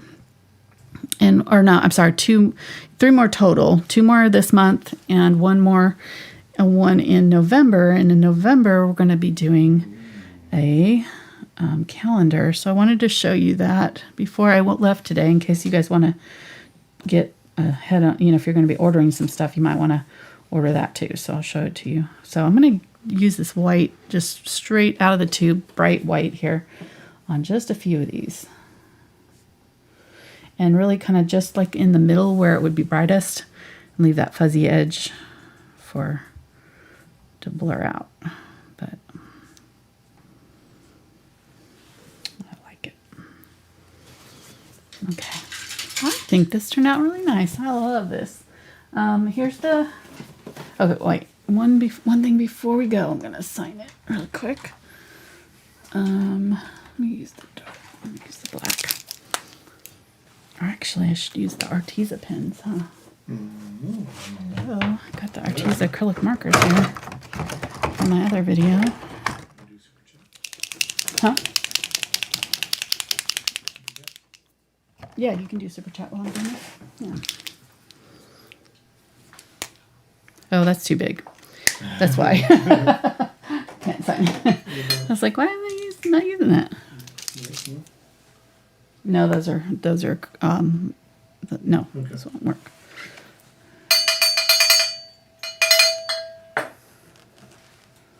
Super chat. There we go. Oh, you turned out cute. Yeah. So today we had many awesome chatters from all over the world. Thank you. Thank you so much. And we had 2 super chatters. First one was Patty, and she says, since I almost typed Muna instead of Mona. I think that's was her name in the 60s. Muna? Muna, yeah. And then she said, I figured I'd send a super chat. And then Maggie says, thank you so much. You guys brighten up the weekend. Have been absent for a while. Oh. Great to be back. Yay. Thank you, Maggie. And thank you, Patty. Thank you, Maggie and Patty. Really sweet. Thank you so much. You guys have a good weekend too. All right, so this is that holiday calendar. So what I'm going to do is I've been wanting to do an advent calendar for a while on the show. So what we're going to do is some wood ornaments. And we're going to make our own kind of advent calendar. You can do as many as you want. This is a 12-day advent calendar, and it comes with, here, I'll show you. I already kind of peeked. So it comes with, each day has got its own little thing, and you've got a little goodie inside. And it's got some art pads here. So this is what was painting on today in little miniature forms, which would make really cute cards, or like, I don't know, you could do all kinds of stuff with it. And then each day, I'll go ahead and just bust out a couple more of them. Come on. There we go. I don't want to rip it, so I'm going carefully with my fingernail. There we go. And today they actually do tear pretty well. I didn't have any issues with it.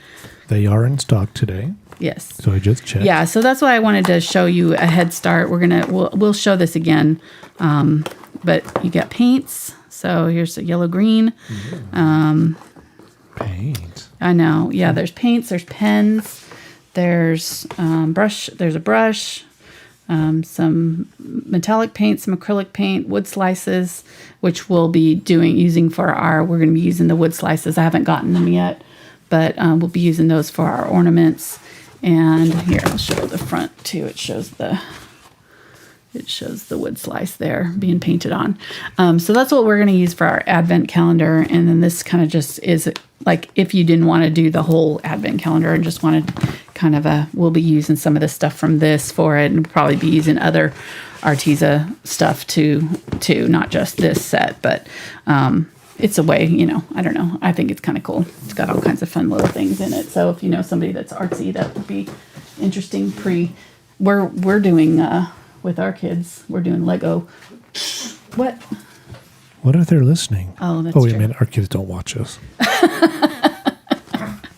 But yeah, so, but if you have somebody that's artistic, that would be a fun little kind of pre-Christmas gift to give them that they can kind of play with all through the holiday season. All right.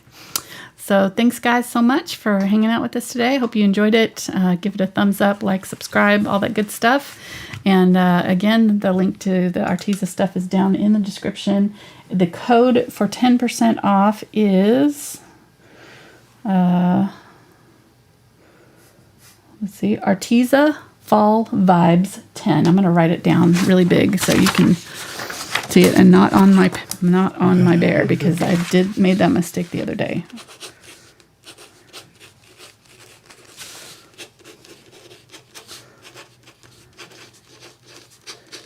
There we go. Arteza Fall Vibes 10. We are high tech. And that's only for, I don't know how long, but let me see if it says. October 10. Wait. They're also doing a giveaway, so I'll post about the giveaway. I know when you go to their website right now, there's a pop-up that comes up also for the discount too. So. Right. But use our link. Let them know that we sent you their way. Yes. Please. Please do. Por favor, si vous plaît. Thanks, guys. I don't know when that code is good till, so I would just use it as soon as you can. Just in case. If you want. All right. Thanks, guys, so much. Thanks to Arteza, our sponsor for this video. And we will see you, our bonus videos tomorrow. So if you are interested in that, I've got my the traceable for this up on Patreon now. So patreon.com/AngelaFineArt if you want to check that out and sign up for our traceable club. And then tomorrow is our bonus video for our $5 patrons. And we're going to be painting, what are we painting? What am I? Oh yeah, a landscape. So yeah, a landscape with a lake and a mountain and some fall leaves and things. So it's going to be pretty. So, all right. Thanks, guys. Have a great day. We'll see you on Tuesday. Bye.